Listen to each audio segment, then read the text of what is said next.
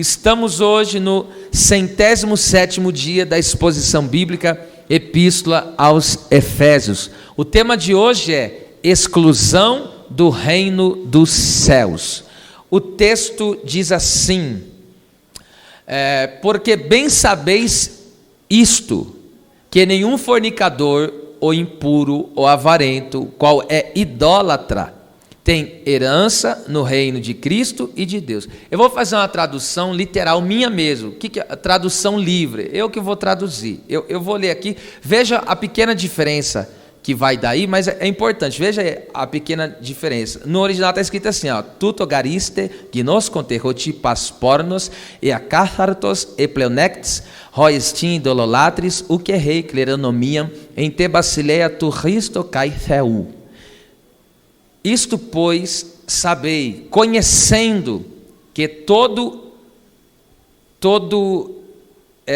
imoral, ou fornicador, ou impuro, ou avarento, o que é idólatra, não tem herança no reino de Deus e de Cristo. Você percebeu aí que a diferença que deu aqui, essa tradução está muito boa.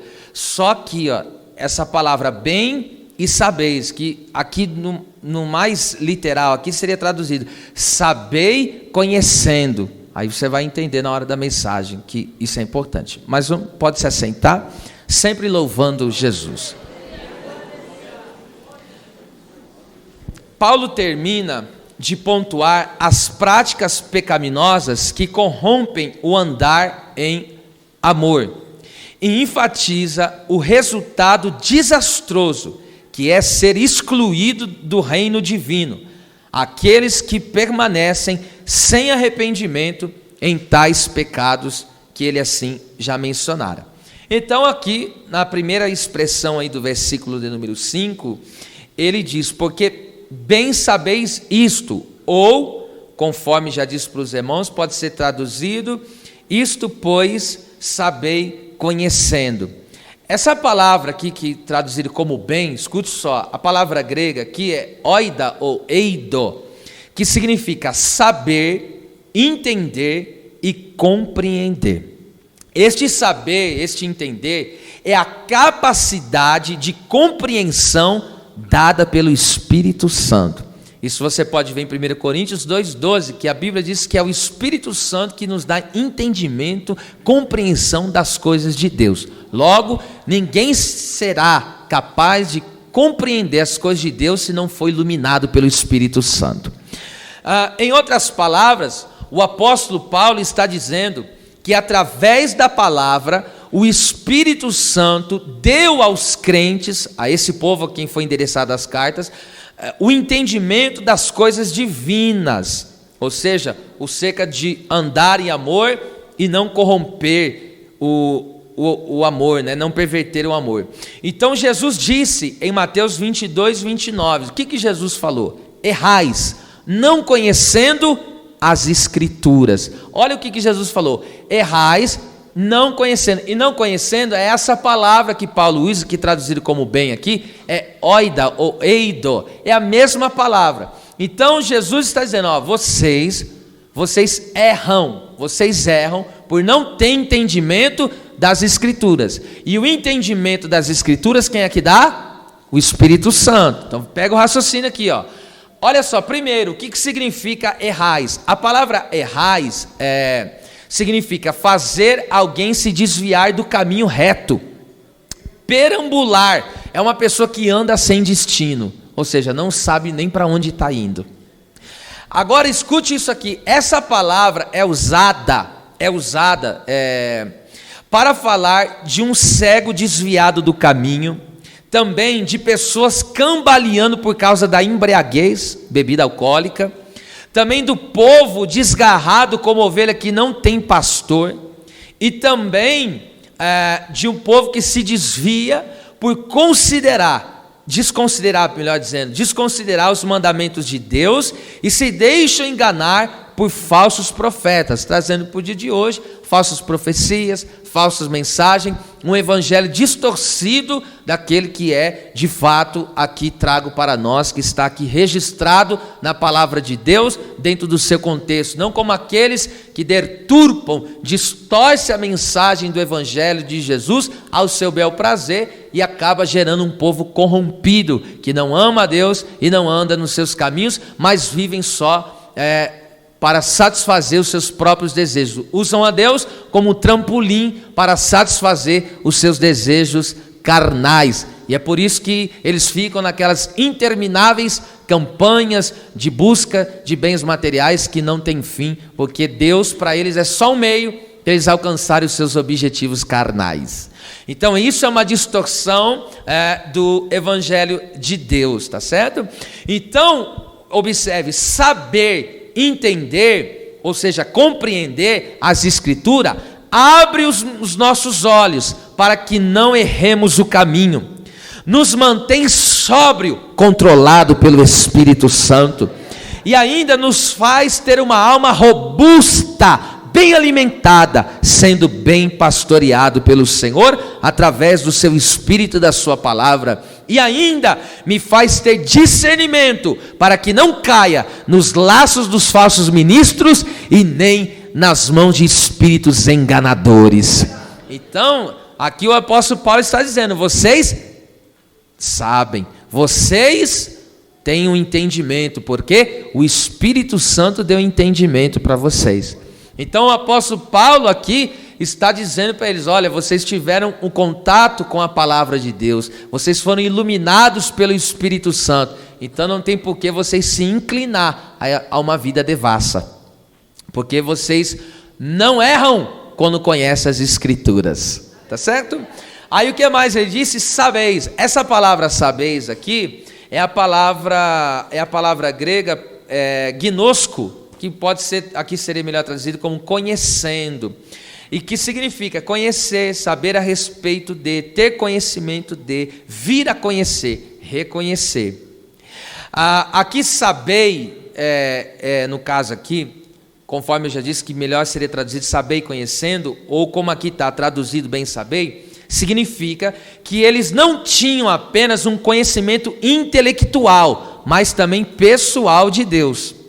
Porque existem pessoas que têm um conhecimento intelectual de Deus. Ela ouviu falar de Deus e sabe que tem um Deus criador. Ela vê a criação, ela até crê, mas é só um conhecimento intelectual. Ela nunca teve uma experiência real com Deus e falar, verdadeiramente Deus é real. Então, existem pessoas que só têm um conhecimento que a gente chama intelectual da parte de Deus, e o conhecimento intelectual não traz mudança na vida de ninguém. É por isso que existem pessoas que falam, não, eu creio em Deus, mas continua vivendo em pecado, porque o conhecimento dele é só, o quê? Intelectual.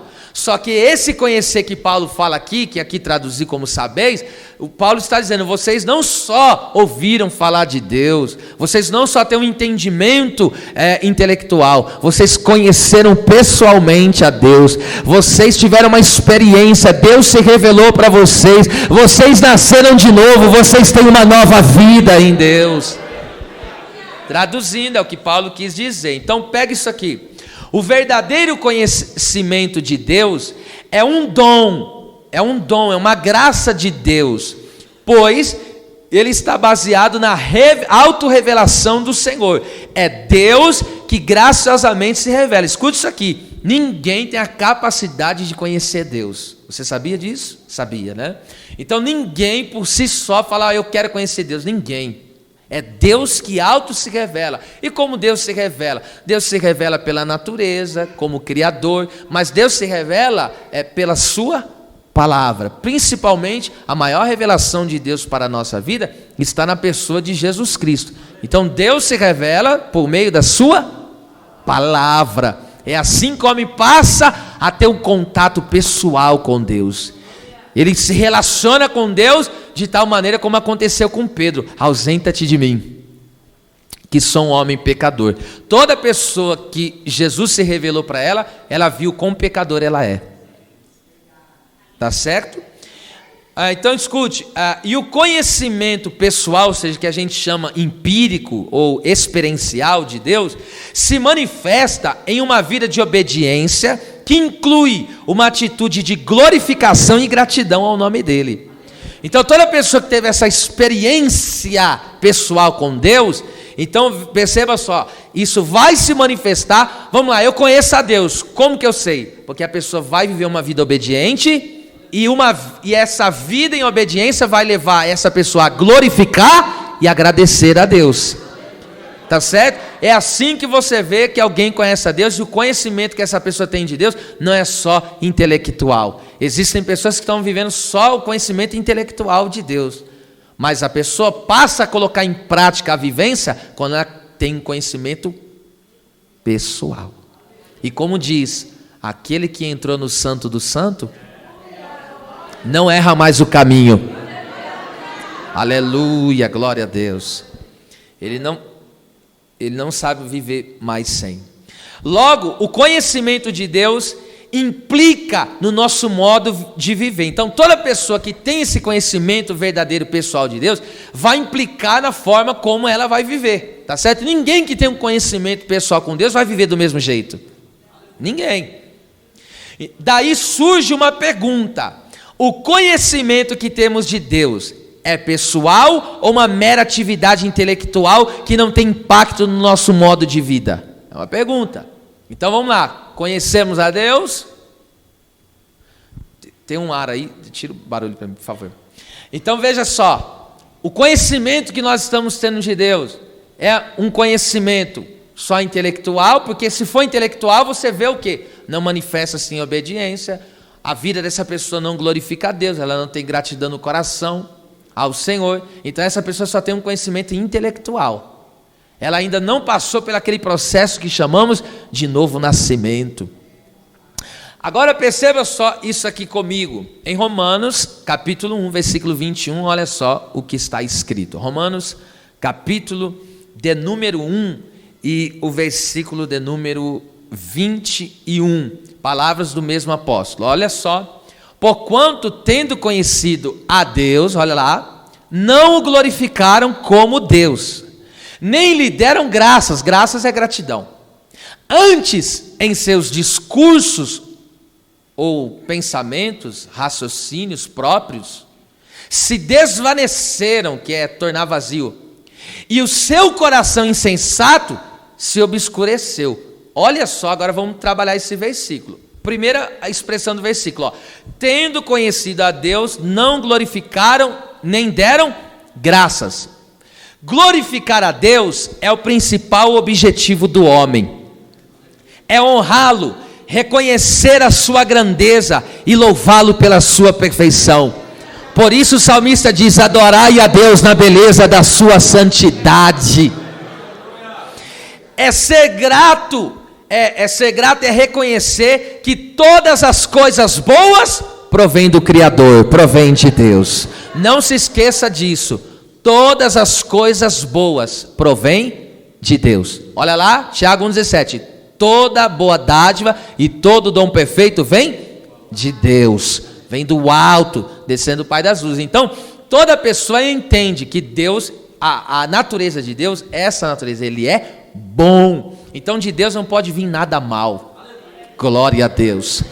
Então a pessoa, o ser humano aqui na terra, quando situações acontecem nessa vida, por isso que ele não culpa a Deus, porque não é de Deus que vem isso. Quando coisas desastrosas, ruins acontecem nessa terra, a culpa não é de Deus, irmão. Deus é bom. Deus nunca fez mal para ninguém. É contrário à natureza de Deus. Então quando algo acontece, é oriunda do próprio pecado do ser humano, em termos gerais, tá? Ou do seu mau caminho. Agora perceba isso aqui, ele diz, então Paulo está falando que os homens, olha lá, só tem um conhecimento. Quando a pessoa só tem um conhecimento intelectual de Deus, eles não glorificam a Deus, não vivem uma vida obediente, e vem a ter atitudes de glorificação e uma gratidão no coração, tá certo?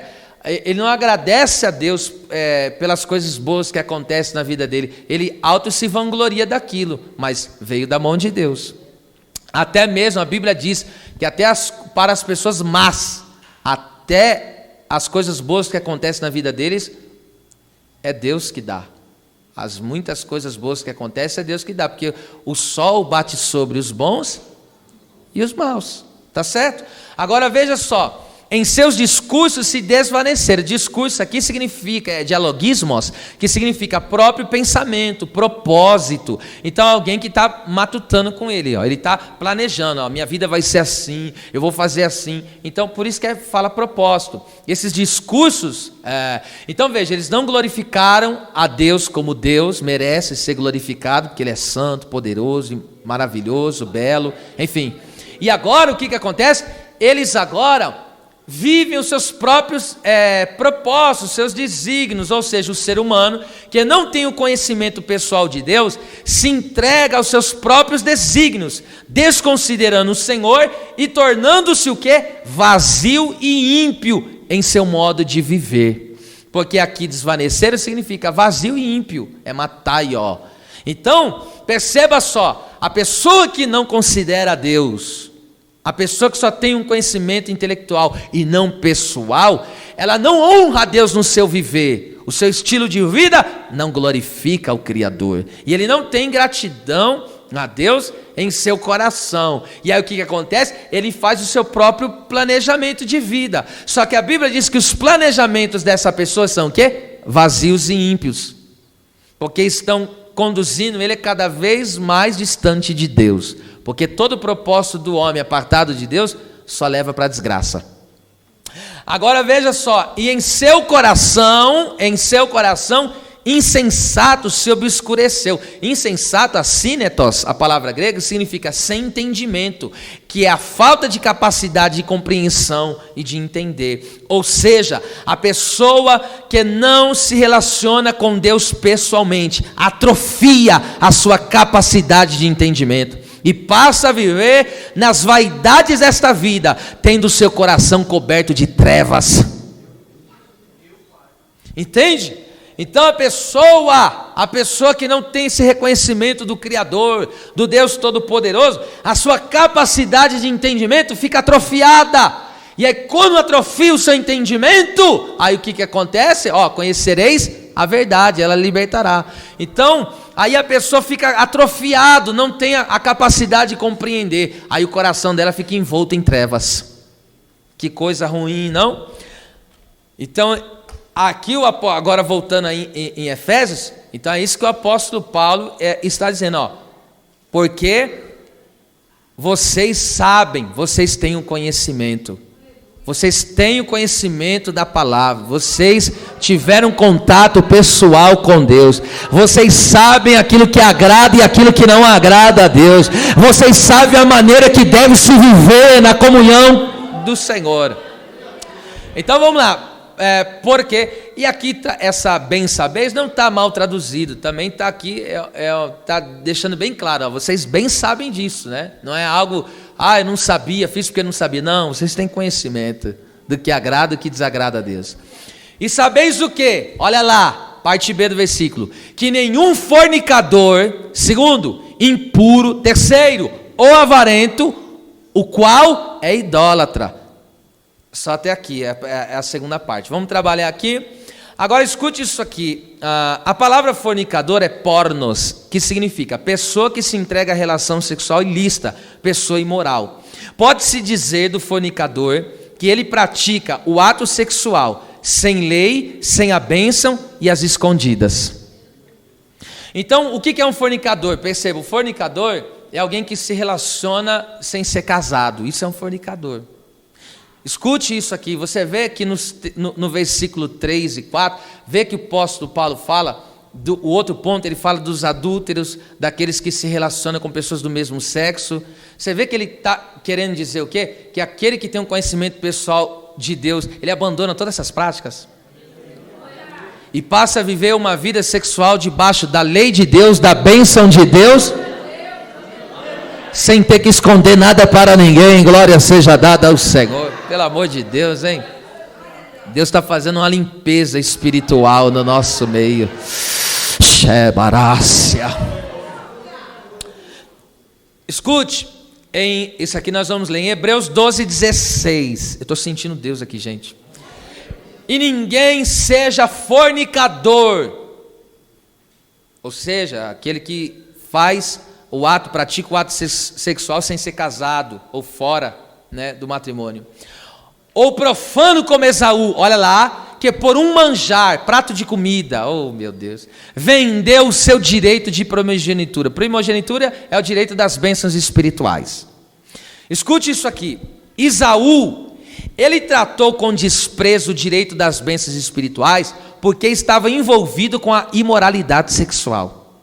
Ele abriu mão das coisas espirituais e eternas pelas coisas carnais e passageiras.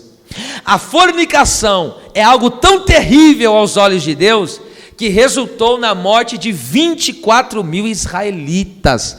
E isso que eu estou falando está lá em Números 25, o versículo 6 ao 15. Escute só, o Balaão, escute, o Balaque contratou Balaão, amaldiçoa o povo de Israel, porque eles vêm triunfando e vencendo sobre todos. Aí veio o Balaão e tentou amaldiçoar 7 vezes, ele levantou 7 altares. Mas cada vez que ele fazia uma quizumba, Deus trocava a palavra, em vez de maldição, e a bênção. Daí se deu a palavra, Deus trocou a maldição em bênção. Isso aconteceu na cruz do Calvário, toda maldição se tornou em bênção na nossa... Jesus, ele reverteu, né, a maldição em bênção. O homem estava em maldição, mas agora veio a bênção, tá certo? Agora escute, o Balaão falou assim, aí Balaque falou, pera lá, eu te contratei para você amaldiçoar, você só está abençoando? Aí Balaão falou, filho, não tem como amaldiçoar quem Deus abençoou. Aleluia, diga bem forte com a mão direita levantada, diga, eu e a minha casa estamos abençoadíssimos. Se é verdade, dê um grito de glória a Deus. Aleluia, aleluia. Por isso que não vale praga, não vale maldição, não vale encantamento, não vale quizumba. Tu estás abençoado.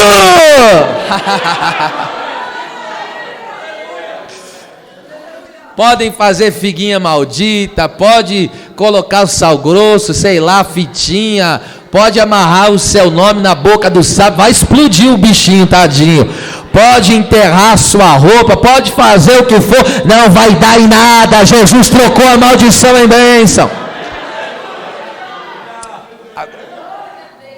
Agora escute, aí o Balaão pegou e falou, ó, por essa via aqui da amaldiçoar o povo não dá jeito, só que eu tenho uma estratégia para você.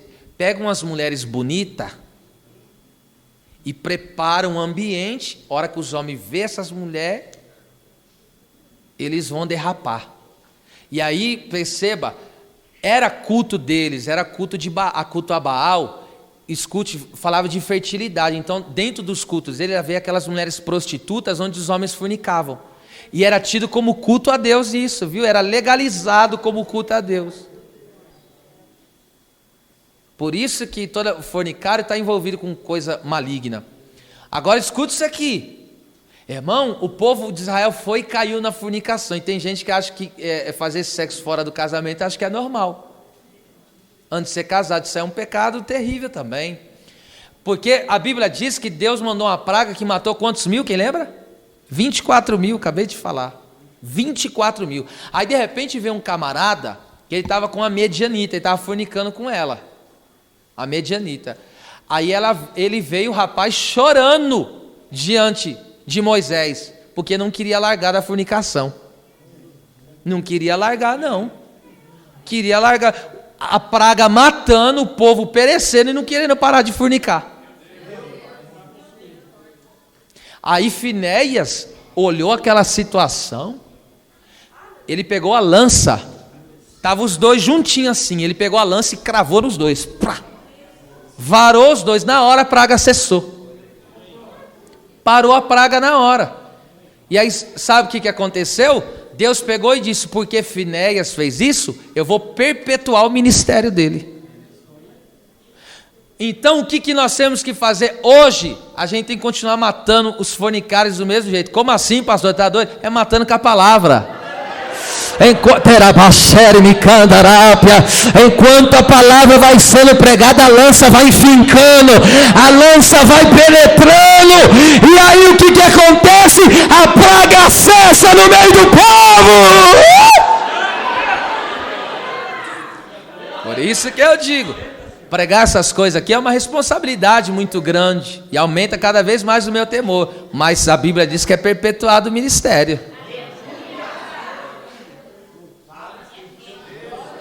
Glória a Deus. Glória seja dada ao nome do Senhor. Aleluia. Tudo aquilo que estava matando no meio do povo, Deus desfez. Por quê? Porque houve ali o arrependimento através do poder da palavra, trazendo para nós hoje. Deus vai eliminar toda a impureza sexual do nosso meio. Deus está abençoando algo que seja saudável, algo que esteja debaixo da lei, debaixo da bênção, nada às escondidas, tudo para que o nome de Deus seja glorificado. Quem concorda com isso, exalte, celebre, adore, glorifique ao nome do Senhor. Aleluia. Por isso que tem muita gente se desviando, se perdendo, é por causa dessas porcarias. Está morrendo, mas larga dessa porcaria. Larga outra. Tá vendo? Hoje já usei a lança da palavra. Glória a Deus. Porque se nós não pregarmos com essas coisas, se infesta. As pessoas pecam desenfreadamente. Sem profecia, diz a Bíblia, o povo se corrompe. Que profecia? A palavra. Sem a pregação da palavra, o povo se corrompe. Mas a contrário disso também é verdade. Quando tem a palavra, o povo permanece em santidade na presença do Senhor. Porque chega um momento que a pessoa fica encurralada. Ela não tem para onde correr. Ela fala, ou é ser santo na presença de Deus. Eita, glória a Deus, louvado seja o nome do Senhor. Então olha só o que o escritor aos Hebreus falou: não seja como Esaú, fornicador. Então o que fez Esaú? O que fez Esaú abrir mão das bênçãos espirituais? Porque ele era um fornicador, porque ele estava envolvido em imoralidade sexual. Ele abriu mão das coisas eternas, das coisas celestiais. Então veja, ele desprezou as coisas espirituais, porque estava envolvido com sujeira. Está vendo só que coisa? Quantas pessoas que abrem mão da sua comunhão com Deus, abrem mão de tomar santa ceia. Isso é forte ou não é? O próprio Jesus pegou e disse o quê? Quem não comer do meu corpo e não beber do meu sangue, não tem parte comigo. Tem gente que troca uma fornicadinha, troca a fornicada pela santa ceia. Eu prefiro ficar com a ceia. Eu prefiro ficar na comunhão de Jesus. Porque Ele morreu por mim, Ele deu a vida por mim, Ele me ama de verdade, Ele nunca vai me abandonar, não vai me frustrar, não vai me deixar, não vai me envergonhar. Aleluia! Largue tudo por Jesus. Glória a Deus.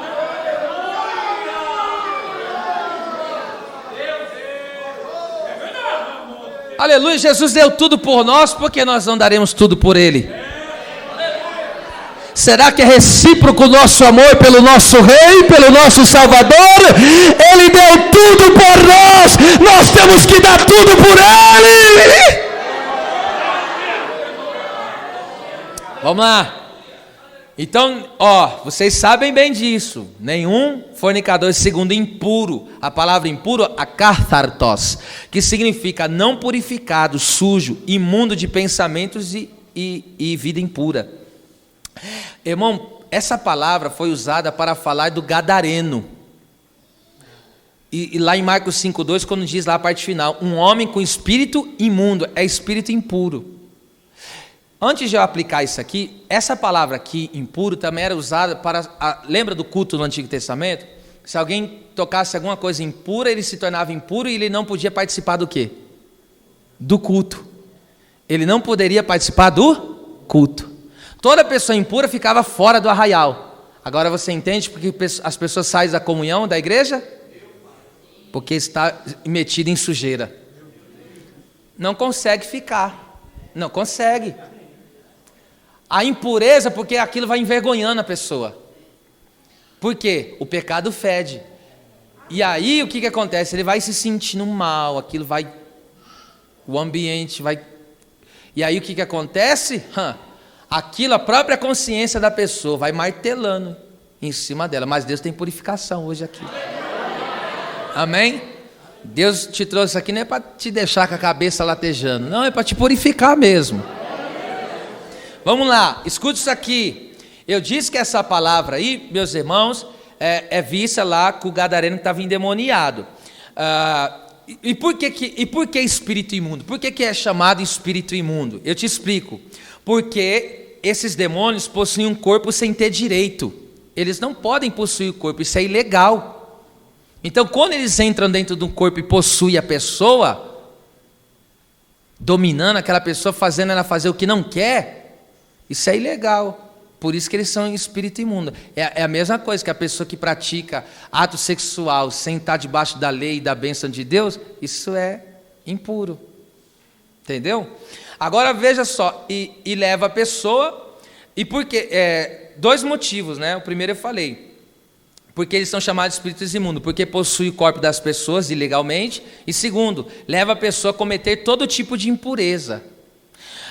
Além da questão carnal, o que é a questão carnal? O ser humano caído, todo ser humano caído, ele tem a inclinação natural para a carne, as obras carnais. Então todo ser humano já tem essa inclinação. Se ele não for regenerado, ele permanece nela. E também tem a questão a questão espiritual, que é a influência maligna, tá? Então, por detrás, escuta isso aqui, ó, por detrás de uma vida impura, há uma pessoa carnal sendo influenciada por demônios. Eu vou repetir isso aqui de novo. Eu vou repetir, e isso é digno de nota, tá? Pela a profundidade disso aqui. Por detrás de uma pessoa impura, há uma pessoa carnal sendo influenciada por demônios. Por isso Jesus disse no Sermão do Monte, Mateus 5:8, bem-aventurados limpos de coração, esses aí vão ver a Deus.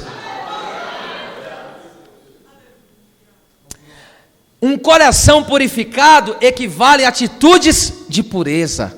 Toda vez que Deus purifica o meu coração, as minhas atitudes vão ser atitudes puras. Porque quando Ele purifica o meu coração, automaticamente Ele limpa as minhas mãos. Porque as minhas atitudes vêm da onde? Então Deus vem e limpa o coração. E hoje o que Deus vai passar aqui não é alvejante não, viu? O que Deus passa no coração é sangue. Aleluia. O sangue de Jesus nos purifica de todos os pecados.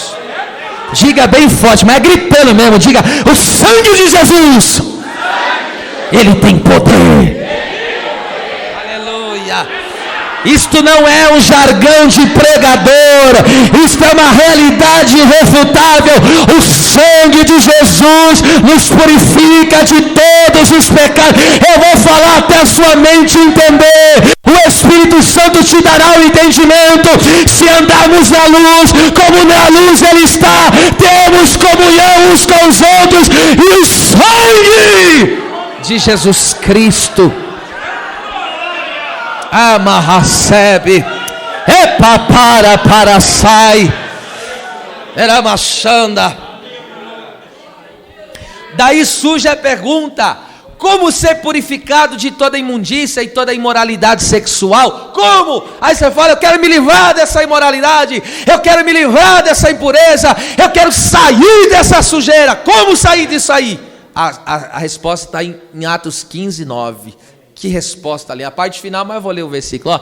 E não fez diferença alguma entre eles e nós, entre judeus e gentios. Leia bem forte, 3, 2, 1. Purificando o seu coração.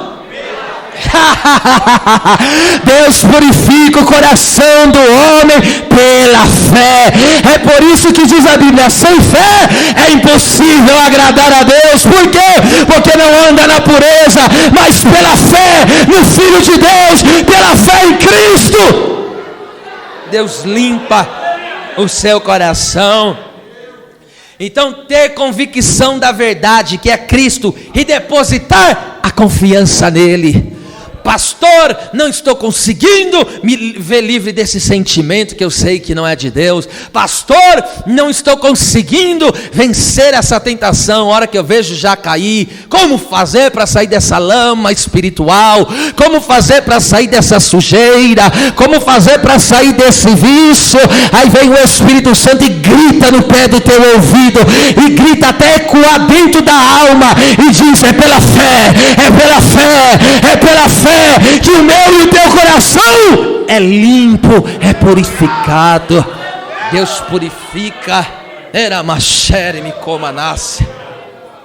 A fé em Jesus. Vamos lá. Terceiro, então sabeis disso, nenhum fornicador, impuro ou avarento. Olha o avarento aí, ó. Pleonectes, que significa pessoa gananciosa, desejar ter mais, ansioso por lucro, por ganho. O avarento ganancioso valoriza mais as posses do que a Deus. É por isso que tem pessoas, olha lá, aqui pega, hein? É por isso que tem pessoas que não conseguem guardar o dia para Deus. E eu digo o dia da comunhão, o dia do culto. Tem que reservar o dia para Deus. Hora do culto é hora do culto. Hora do trabalho é hora do trabalho. Chegou a hora do culto, para. Se há possibilidade, né? Como tem pessoa que não há possibilidade devido ao horário, tal, mas vocês entendem disso. Estou falando de modo geral. Então, a gente tem que entender uma coisa. O que eu tenho que entender? Escute isso. Zaqueu, ele foi liberto da avareza e foi salvo. Agora o jovem rico deixou de ser um discípulo de Cristo e perdeu a salvação por causa da avareza. Veja lá, o Zaqueu desceu, e qual era a acusação dele? Ele é o publicano, pecador. Por quê? Porque amontoava riquezas a custo dos outros e ilicitamente, roubava o que era dos outros, era o que eles diziam. E aí o que Zaqueu falou? Se eu defraudei alguém, devolvo 4 vezes mais, e a outra metade ainda dou para os pobres. Ele se desprendeu do dinheiro. Ele se desprendeu, ele conseguiu liberar. Agora veja o jovem rico. O que eu preciso fazer para ter a vida eterna? Conhece os mandamentos? Disse Jesus: desde pequenininho eu guardo. Aí Jesus falou: você guarda? Então falta só uma coisa para você: vende o que tens e dá aos pobres. Baixou a cabeça e entristeceu. A avareza, ela trabalha assim: cada vez que você tiver que dar e seu coração entristecer, significa que ainda há avareza no coração. Tá certo? Mas vamos lá. Pelo menos 2 maneiras de vencer a avareza: ser um doador alegre, essa é a primeira. Ser um doador alegre, que é dizimar e ofertar com alegria e felizmente ajudar os necessitados. O que está escrito? Cada um contribua segundo propôs no seu coração, não com tristeza, nem por necessidade. Deus ama quem dá com alegria. Deus ama o doador alegre. Então veja, ser dizimista, ser ofertante é uma questão de alegria. Alguém que não é dominado pela avareza, ou seja, ele não fez do mamão o seu Deus, ele não tem problema nenhum em abrir a sua mão, porque não tem como ser curado da avareza se não estender a mão. A pessoa da mão mirrada só vai ser curada se estender a mão. Eu já não disse que o coração está ligado com a mão? Então quando Deus desprende da avareza, olha a mão. Agora entende porque existem pessoas que não conseguem ser dizimista na casa de Deus, ser ofertante e nem ajudar os necessitados? Por quê? Porque ainda o espírito da avareza domina essa pessoa. Então é a questão, Atos 20, 35, olha que diz: mais coisa bem-aventurada é dar do que receber. E ele fala auxiliar os enfermos ali. Então, a primeira maneira de vencer a avareza é ser um doador alegre, concernente aos dízimos e às ofertas, e ajuda aos necessitados. Ser um ajudante feliz. E segundo, vamos lá, parece que vocês desanimaram nessa, o que aconteceu? Vamos lá. Segundo, ter contentamento e confiança em Deus. Hebreus 13:5, esse eu vou abrir. Olha lá, vou ler o texto e depois eu comento. Sejam vossos costumes sem avareza, contentando-vos com o que tendes, porque Ele disse, Ele Deus, não te deixarei e nem te desampararei. Vamos lá. A palavra costumes aí é tropos, que significa modo de vida, caráter. Então que tenhamos o caráter de alguém que não ama e nem é apegado ao dinheiro. É isso que a Bíblia está dizendo. Não tenha o caráter daquele que ama o dinheiro e seja apegado com o dinheiro. Não tem esse caráter, essa característica não pode ter na nossa vida. Então, aí ele diz, contentando-vos com o que tendes. Que coisa tremenda, contentar aí, arkel, que significa estar satisfeito, estar contente. Escute, ainda que não esteja vivendo uma situação financeira que eu deseje, mas eu tenho que ser sempre grato a Deus pelo que tenho. Eu não posso reclamar, murmurar por não ter carne para comer. Eu tenho que agradecer pelo maná. Pegaram, glória a Deus. O povo estava reclamando pelo que não tinha e não agradecia pelo que estava tendo. Mas o crente que foi liberto da avareza, ele se alegra e tem satisfação e contentamento. Ele não está murmurando pelo que não tem, ele agradece porque ele tem. Pegou a diferença aí? Ainda que alguém aqui não esteja vivendo financeiramente aquilo que desejaria, uma condição melhor, ainda, mas ele não murmura, ele não reclama. O que ele faz? Agradece pelo salário, agradece pelo mantimento. Aleluia. Às vezes está comendo aquele macarrão no seco, às vezes está comendo aquele arroz, feijão e a farofa só, e às vezes só um ovinho. É gostoso, eu gosto desse mistério, aleluia. Às vezes não está tendo aquela carninha, aquele mistério, mas ele está fazendo o quê? Levanta a mão e agradece pelo que tem, porque o meu contentamento está em Deus.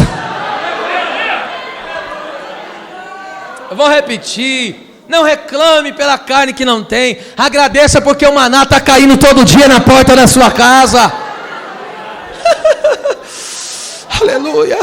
Porque na gratidão Deus pode mudar as coisas, hein? Essa é a maneira, hein? De vencer. Essa é a maneira de vencer a avareza, gente. Doador alegre e contentamento. Doador alegre e contentamento. É a pessoa que se contenta em Deus, confiando nele. Escute isso aqui, gente do céu, olha lá. É por isso que eu digo, ler os originais é muito importante, porque aqui está dizendo, não te deixarei e nem te desampararei. A palavra aí, não, essa partícula negativa, no grego é ume, e que significa, não é simplesmente não, significa assim, nunca, certamente que não, de forma alguma, jamais. É duas vezes a palavra não é só um não, é não. Ele está dizendo de jeito nenhum. Olha o que a Bíblia está me dizendo, você não deu glória ainda porque não pegou. Deus está dizendo assim, nunca, jamais eu vou te deixar de lado, eu vou te deixar desamparado. É por isso que Davi para 2 disse, eu fui moço, hoje sou velho, nunca vi o justo desamparado. E nem a sua descendência mendigar o pão. Uramachanda candarábia, o pão de cada dia não vai lhe faltar. Jesus falou, não se preocupe com o dia de amanhã. Deus, ele alimenta os pássaros, ele veste os lírios do campo, não cuidará de vocês. Eu estou profetizando e alguém não pegou. Não vai faltar o dinheiro para pagar a conta. Não vai faltar o dinheiro para pagar o aluguel. Não vai faltar o dinheiro para pagar a água e a luz. Não vai faltar o dinheiro para comer, para vestir, para beber. Deus sabe do que você necessita.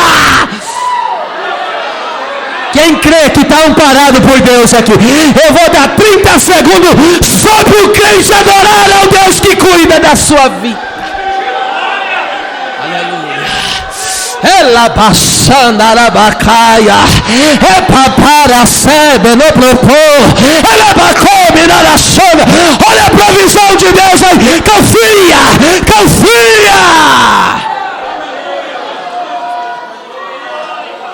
confia, é marras, é parabaxandaraia,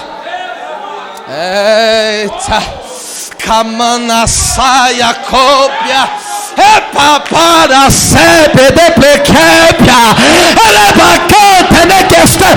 O Deus que sustentou milhões no deserto não sustentaria a minha e a tua vida. Se prepara, meu filho, para viver a provisão do alto.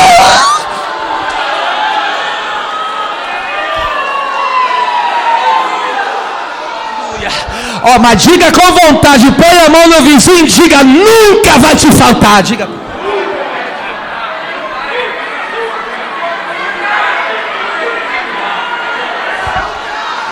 Não vai.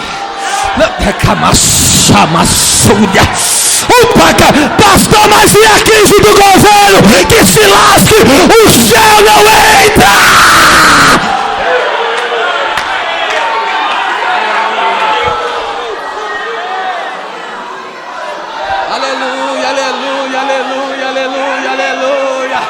Aleluia. Pastor, eu estou com o último pacote de arroz. Levanta a mão naquele pacote de arroz e diga: eu dou graças ao meu Deus da provisão, porque vai chegar mantimento naquele lugar.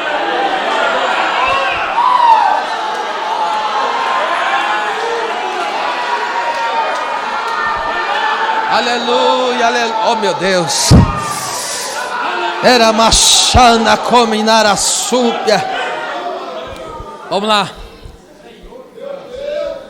O avarento, Deus chama ele do quê? De idólatra. Olha lá, o avarento, o qual é idólatra. Então o avarento é idólatra. A palavra idólatra aqui é idololatres, que significa adorador de falsos deuses, adorador de ídolos.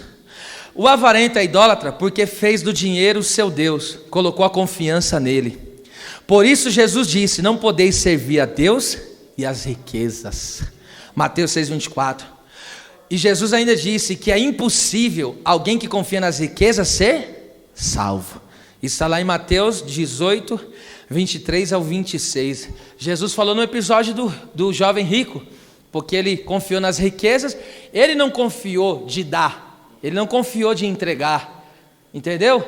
Ele não confiou de abrir a mão, porque ele ficou com medo que, pera lá, se eu dar vai me faltar. E eu confio no meu dinheiro, ele dizendo, né? Eu confio no meu dinheiro, se faltar meu dinheiro, aí estou pego. Só que ele não confiou em Jesus.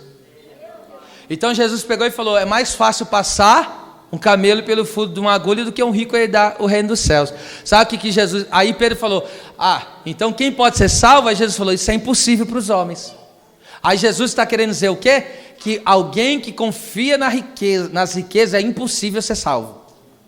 Não tem como ser salvo. É uma impossibilidade. Então, Deus coloca aqui, que coisa maravilhosa, hein? Isso aqui. Deus coloca aqui essa questão de que a pessoa que coloca a sua confiança, às vezes a pessoa idolatra o trabalho que tem. É que eu já disse aqui, ele fala: se não fosse esse meu trabalho, se não fosse essa multinacional, se não fosse esse salário, tá pego. Se um dia a empresa quebrar, você está lascado. Porque você fez da empresa o seu Deus. Agora, quando você coloca a confiança em Deus, pode fechar uma porta que for, Deus tem outra para você. Eu digo para você: a fonte de Deus se esgota? Jamais. Eu prefiro confiar em Deus, é melhor. Tá? Para servir a Deus, tem que dar as costas para os ídolos. Vou repetir isso aqui. Para servir a Deus, tem que dar as costas para os ídolos. 1 Tessalonicenses 1,9. Porque eles mesmos anunciam de nós qual a entrada que tivemos para convosco. Ó. O como dos, essa palavra é importante, eu já vou dar o significado, é apó, né? Como dos ídolos vos convertestes a Deus para servir ao Deus vivo e verdadeiro. Ó, esse Deus é vivo e é verdadeiro. Então vamos lá. A palavra que Paulo coloca aí dos é apó, que significa separação. Então logo a pessoa, quando se converte a Deus, ele deixa o ídolo. Foi feito um rompimento. Esse ídolo ficou para trás. A pessoa se volta agora para o louvor do verdadeiro Deus, em obediência total e submissão ao Deus vivo. Por que Ele é o Deus vivo? Porque é Ele que nos dá vida. Por que Ele é o Deus verdadeiro? Porque Ele desfaz toda mentira e engano. Tá certo? Então, volte o seu coração para Deus. Tá? Volte o seu coração para Deus. A única pessoa que você não pode viver sem é Deus. É o único. Escute isso. Escute isso. A única pessoa que a gente não pode viver sem é Deus. Jesus falou: sem mim, nada. Pronto. Então, ó, sem mim, nada. Então, o único que é insubstituível é Jesus. Ele é o único, insubstituível. Ele é o único, tá certo? Então, o nosso coração tem que ser voltado ao Senhor. Porque Ele é o Deus vivo e verdadeiro. Não esquece disso. Se você colocar alguém no coração de Deus, não vai prestar. Porque aquilo que alguém coloca no lugar de Deus, Deus pede para matar. Eu estou falando, isso aqui é muito forte que eu estou falando. Da onde que eu tirei isso? De Abraão. Deus falou: deixa eu mostrar um negócio para você. Tudo que você colocar no seu coração, eu vou pedir para você. Ou seja, vai perder. Então, cuidado com o que você está colocando no coração. Ame as pessoas, ame. Não estou dizendo para você, não estou dizendo isso. Eu só estou dizendo que não pode ser, o seu amor não pode ser maior do que o amor a Deus. Não pode ser. Não estou dizendo para você ser relaxado com o que Deus te deu, com a família que Deus te deu. Lógico que não, você deve amar com tudo. Até porque a Bíblia diz que o homem tem que dar a vida pela sua esposa, pela sua família, enfim. Eu estou dizendo, a única coisa que não pode é colocar, se alguém colocar alguém no coração acima no lugar de Deus, melhor dizendo, no lugar de Deus, aí deu ruim. Aí não prestou, porque aí virou um ídolo. Então, cuidado com isso aqui, hein? Deus tem falado muito, Deus está trabalhando forte no nosso interior. Você tem coragem de dizer comigo? Diga: sem Deus, eu não vivo. Aleluia. Aleluia. Deus recebeu essa palavra como um louvor agradável aos seus ouvidos, subiu como um sacrifício diante da presença dEle. Aleluia. Vamos para a conclusão. Parte C do versículo. Então ele está dizendo aqui que nenhum fornicador impuro, avarento, que é idólatra, ele não tem herança no reino de Cristo e de Deus. Vamos lá. Não tem herança. Primeiro, não tem herança. A palavra herança é cleronomia, que significa ganhar uma posse, aquilo que é recebido por herança. Geralmente, quem é que tem direito à herança? Filho. Então escute, ou seja, esses pecados mencionados aí tiram o direito das promessas de Deus e ainda a filiação divina. Então veja, porque se a pessoa não tem herança, logo ele perdeu o direito de filho e o direito das promessas. Veja como esses pecados são horríveis. E aqui as promessas de Deus, aqui que está agora o negócio. Olha só que eu vou ler aqui um texto. Jesus, é por isso que a Bíblia chama o Novo Testamento, já diz, né? A nova aliança, Novo Testamento, porque é uma herança deixada para nós. Ele deixou um testamento para os seus filhos. Tem o primeiro testamento que não invalidou, aí Jesus deu um novo testamento para aperfeiçoar. A gente tem 2 testamentos. Agora veja só. Olha só, a herança que nós temos não é simplesmente uma herança que murcha, que com o tempo se desgasta. Então tem gente que está abrindo mão olha qual a herança que ele está abrindo mão por causa desses pecados. Então veja, o avarento não tem entrada no reino.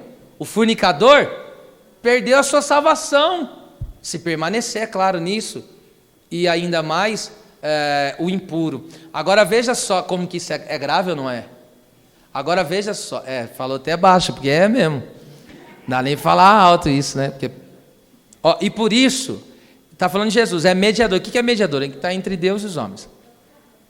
De um novo testamento, olha lá, um novo testamento. Então Jesus mediou um novo testamento com o seu próprio sangue, para que intervindo a morte, para a remissão das transgressões que havia debaixo do primeiro testamento.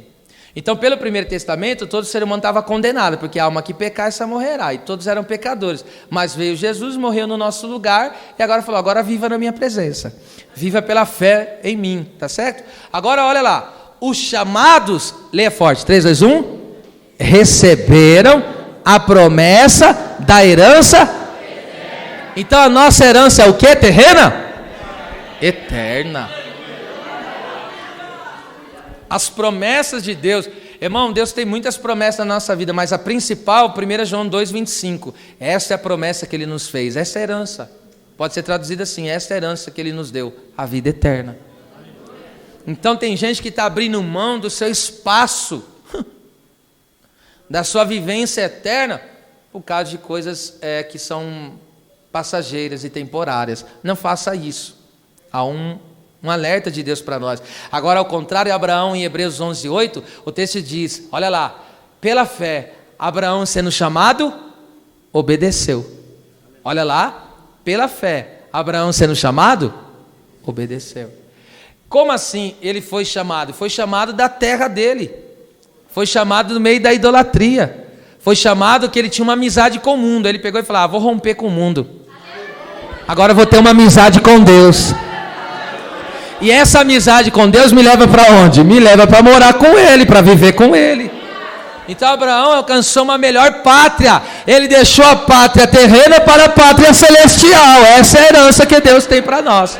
Vamos lá, vamos encerrar. Então, olha lá, Abraão sendo chamado, obedeceu. Então obedeça. Deus tem te chamado, tem me chamado das trevas para a luz. Então agora segue obedecendo. Não tem, olha lá, oh meu Deus, não tem herança no reino de Cristo e de Deus. Espera lá, o reino de Cristo e de Deus é diferente? Não, é o mesmo reino. Só que por que ele coloca aqui reino de Cristo e de Deus? É a única vez que aparece assim, né, no Novo Testamento, reino de Cristo e de Deus. Por que ele coloca? Primeiro, a palavra reino, aí é basileia, que significa uma área governada por um rei, é domínio. A primeira coisa que eu tenho que entender, o que é o reino de Deus? O que é e o que não é o reino de Deus? Romanos 14:17. Primeiro, o que não é? O reino de Deus não é comida e nem bebida. Ou seja, não é coisas terrenas. Isso não é reino de Deus. Conquistas terrenas, isso não é reino de Deus. Aumento de salário, isso não é reino de Deus. Tá? Não fica desanimado não, tá? Isso a gente profetiza, tal, mas isso não é reino de Deus não, tá bom? Então, reino de Deus não é conquistas terrenas, não é melhorias terrenas, isso não é reino. Deus pode fazer tudo isso? Que faça, glória a Deus. Diga amém para confirmar. Que faça, glória a Deus, mas isso não é o reino. Então, o reino de Deus não são coisas terrenas, ele diz, não é comida nem bebida, mas é justiça, paz e alegria no Espírito Santo. O que é justiça? Ser justificado pelo sangue de Jesus. Legalmente, eu tinha uma dívida impagável, porque o salário do pecado é a morte. Então, logo eu tinha uma dívida com Deus, porque eu pequei, falhei na lei de Deus. Só que quando eu creio em Jesus, eu sou justificado, me tornei justo. Fui declarado justo. Então, isso é a justiça, isso é reino. O que mais? Paz. O que é paz? A ira de Deus estava sobre todos nós. Todos nós. Antigamente, quando andávamos em pecado, a ira de Deus estava sobre nós. Só que agora fomos reconciliados. Agora eu tenho paz com Deus e paz com meus irmãos. Isso é o que? Reino de Deus. E o que mais? Essa é linda, hein? Alegria no Espírito Santo. Qual é a alegria do Espírito Santo? A alegria da salvação. Essa é a alegria. A maior alegria. Que Jesus falou, tome cuidado, hein? Para que ninguém tome essa coroa. Não deixe ninguém roubar a alegria de ser um crente salvo. Então, entendemos o que é o reino de Deus. Segundo, em que se consiste o reino de Deus? 1 Coríntios 4:20. O reino de Deus não se consiste em palavras, mas o reino de Deus é poder. Poder para quê? Poder para salvar e para transformar o mais vil pecador num santo.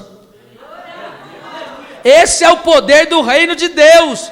O poder do reino de Deus pega um homem imundo, sujo, como eu era e você.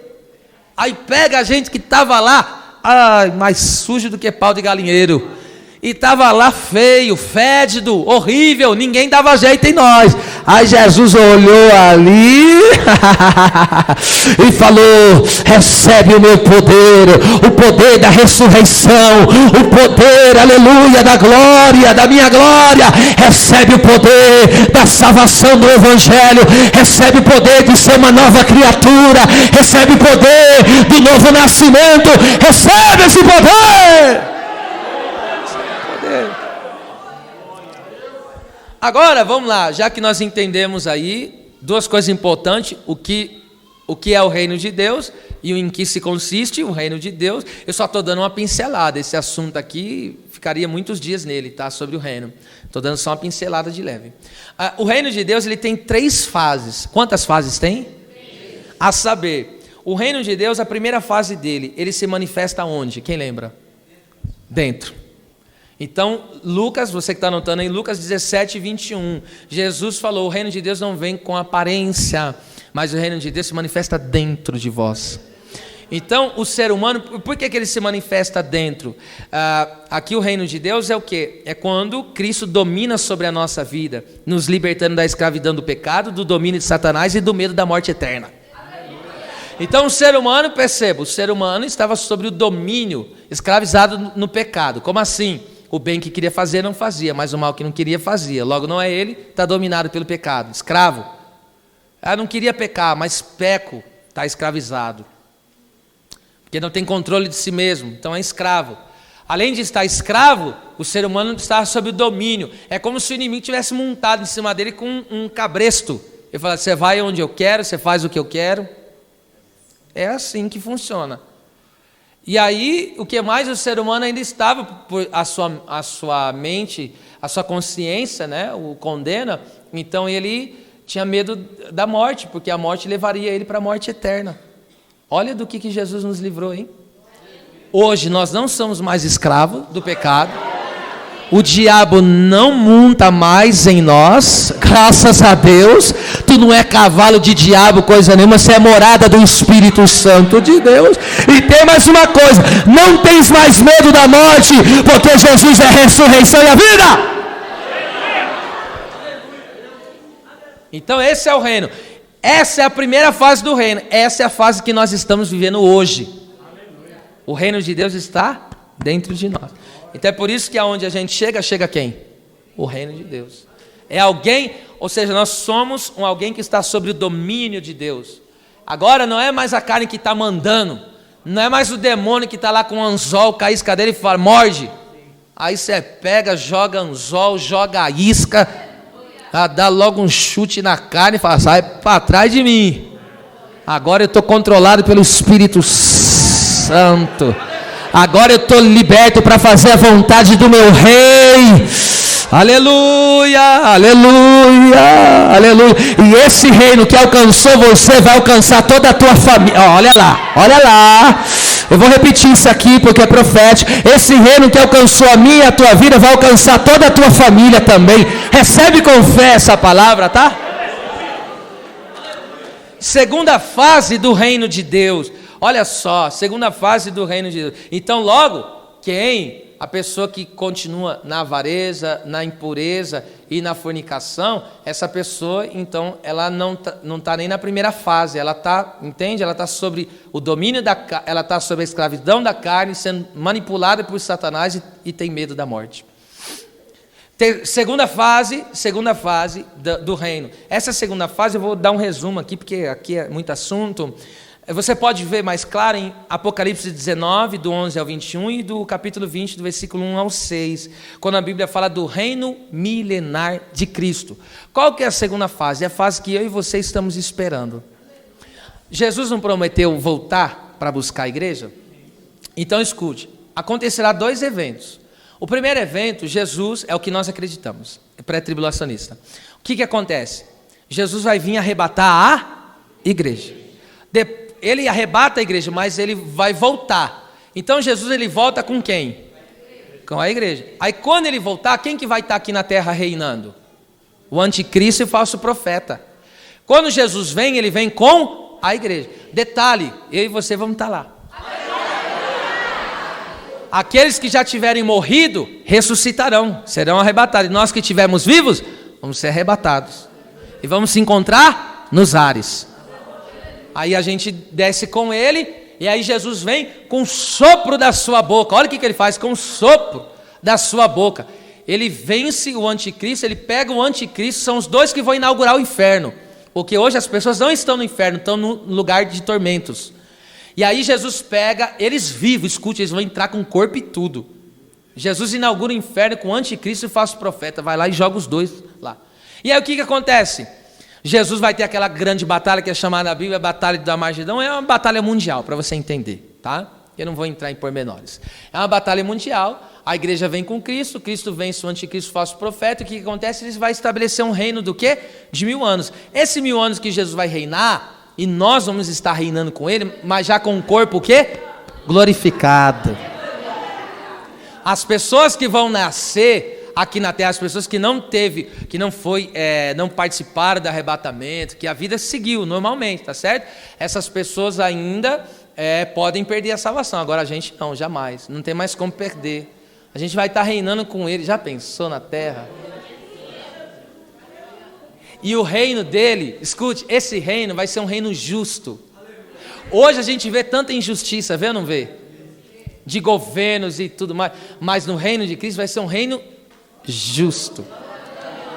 Nesses 1000 anos, sabe o que vai acontecer? Satanás vai ser preso numa cadeia. Deus vai colocar ele no abismo. Vai prender ele 1000 anos. E ali ele vai estar preso, e a igreja vai estar reinando com Cristo. A terra vai voltar ao seu estágio normal, como era no Éden com Adão. Os animais vão voltar ao normal. Não vai ter mais essa fúria da natureza. Vai ser tudo perfeito. E nós vamos estar reinando com ele, hein? Detalhe, eu e você não vamos pecar mais. Glória a Deus. As pessoas que tiverem ainda na terra, naquele período milenial, essas aí vão ter que ainda, permanecer para ter a sua salvação. Então, essa é a segunda fase do reino de Deus, que é a fase que nós estamos esperando. E agora, encerrando, qual é a terceira fase do reino de Deus? A terceira fase é o apoteótico reino eterno de Deus, que é o novo céu e a nova terra, onde Paulo diz em 1 Coríntios 15, 28, Deus será tudo em todos. Por que eu usei essa palavra apoteótico? Porque hoje nós temos o quê? Qual é a revelação que nós temos? O Pai, o Filho e o Espírito Santo. É um só Deus que se manifesta em 3 pessoas distintas. Mas lá no novo céu e nova terra, a gente vai ver o Pai, o Filho e o Espírito Santo separados um do outro? Nós vamos ver só um Deus. 3 pessoas distintas, mas nós vamos ver em um só corpo. E por isso que eu digo que isso vai ser apoteótico, porque Deus vai se revelar, Ele vai se revelar como Ele é. Você não se alegra com isso não, irmão? Hoje nós temos um mistério, esse negócio da divindade, da triunidade da divindade, é um mistério muito grande. Mas vai ser apoteótico, porque a Bíblia diz que o próprio Filho se sujeitará ao Pai, e eles estarão naquele corpo, porque Jesus tem um corpo, então o Pai, o Filho e o Espírito Santo usarão aquele corpo. Então vai ser uma apoteose, porque nós vamos sair do reino milenial. O que vai acontecer? Presta atenção, acabam os 1000 anos na terra, aí Satanás é solto para provar as nações, tá certo? As pessoas que nasceram no meio do milênio, que continuaram vivendo na terra, aí o diabo sai para enganar eles. Alguns vão cair no engano, depois de 1000 anos reinando por Cristo, ainda cai na lábia do inimigo. É terrível, hein? E aí por pouco tempo Jesus pega, e agora onde acontece o quê? Jesus pega e fala, agora chegou a consumação dos séculos, os céus e a terra se desenrolam, aparece um grande trono branco, acontece o julgamento de todas as nações, a igreja está do lado de Cristo, todos os demônios, escute isso, hein? Todos os demônios que já estão em condenação, e o próprio diabo vai ser esmagado. Na onde?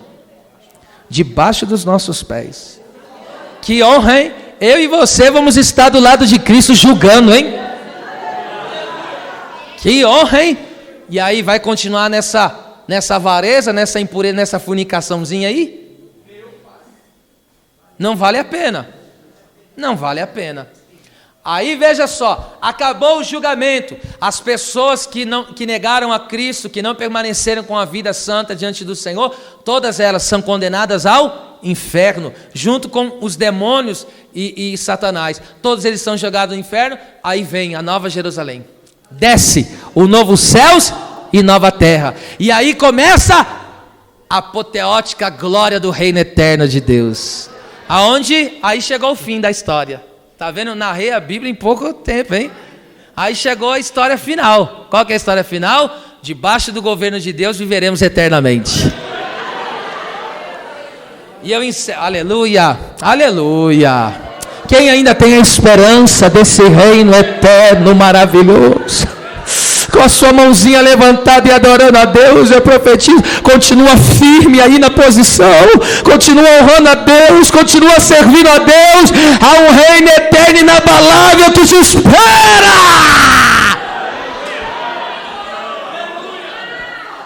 Aguenta firme aí, meu. Vamos lá.